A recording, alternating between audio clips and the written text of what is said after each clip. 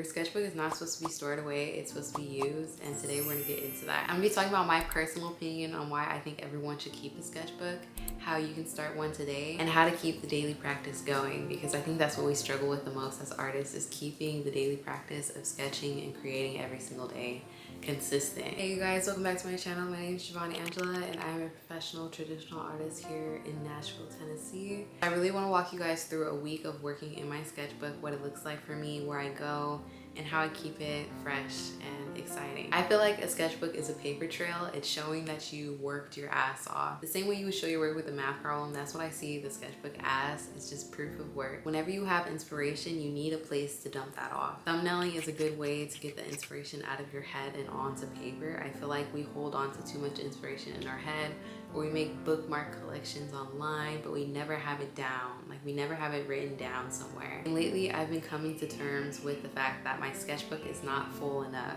Am I taking the creative practice serious? Because where am I creating? I feel like working in my sketchbook these past few months has been super creative for me. It's been a boost in my mood, in my creativity, and everything. Like, you'll learn along the way. As you experiment in your sketchbook, the more you'll learn. You have to have a space where you can play and relax and just do the things you want to do without people checking. No one's allowed in my sketchbook. No one's allowed in my sketchbook unless I'm inviting you in. But you guys can only see the good stuff. No one's seen the bad pieces. The next question is, when and where should you sketch? I like to find my own sit and sketch space. This is a space where it's super safe for me to just set everything up, get into creating. No one's judging me. No one's coming to correct me. No one's telling me, okay, you can't do that here. But I have a homestead that I go and sit. No one's bothering me. Everyone's in their own element. Everyone's doing something, whether that's studying or just getting some coffee. They're worried about themselves, so it makes it safer for me to create. This is not a space to be performative.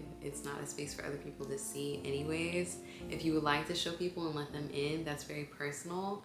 But like, I like to show my sketchbook, but if you don't want to, that's perfectly fine. Lately, I've been trying to sketch 10 minutes in the morning and 10 minutes at night. That way you're getting something done. If you're waiting for the perfect time, you're not gonna have a lot of luck. It's not always gonna come if you're sitting and waiting. You just have to show up to your sketchbook every single day. The most exciting question for me is, who uses sketchbooks? Because I like to look at other people's sketchbooks. I know I was just talking about don't look at other people's sketchbooks, but I like to understand other people based off their sketchbooks. Hear me out, let me cook. For example, architects. I would love to go through an architect's sketchbook just to see what they're designing, what kind of houses they're working with, what kind of buildings they're working on. With animators, I love to see the storyboards, the characters.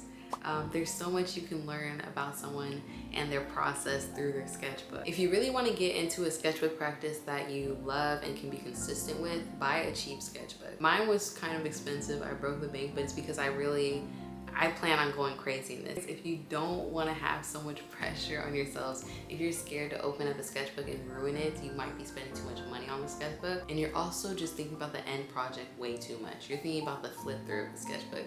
And you need to stop thinking about the flip through of the sketchbook. You need to go one page at a time. Focus on the page you're working on right now. Do not focus on the flip through. Do not focus on the sketchbook tour. And that brings me to my next point. Make sure every page you do is at least done. It doesn't have to be perfect. It doesn't have to be good, but it should be finished. Are you changing directions and finishing still, or are you giving up on your ideas midway? It feels good to flip through an imperfect finished sketchbook rather than one that's so perfect but only has 3 or 4 pages done. Like, every single layout that I start, I'm just worried about finishing its completion. I'm not worried about it being perfect.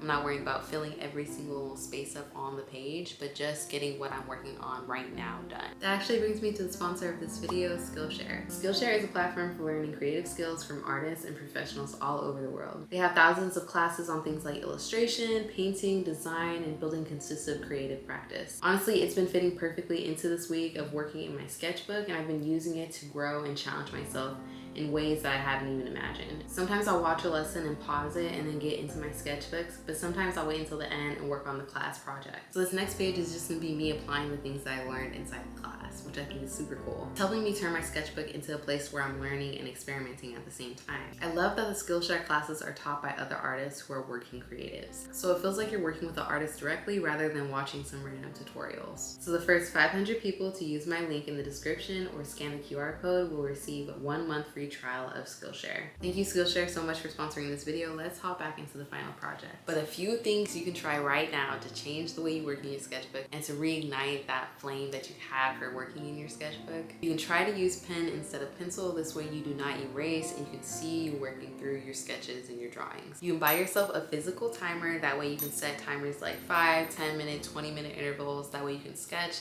do gesture drawings, or just work on quick little drawings in between your time. You can limit yourself to 1 color a week and do some sort of monochromatic painting, and you can draw something that you really hate to draw. I love to do this with like hands or animals, things that I really struggle with. Those are things you can focus on for a whole layout.